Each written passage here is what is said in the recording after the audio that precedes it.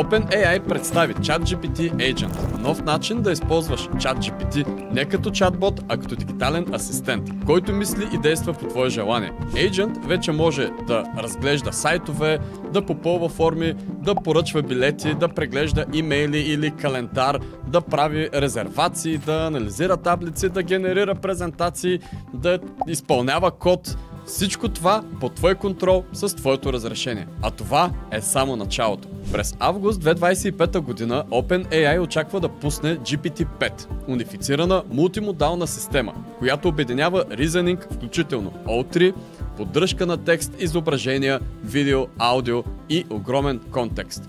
Очаква се GPT-5 да разбира сложни задачи, да ги планира и изпълнява с по-голяма точност и надежност, без да превключваш ръчно между различни модели. Следи ни, за да научиш как да използваш бъдещия GPT-5, още с появата му и да станеш от първите, които работят с истински AI асистент.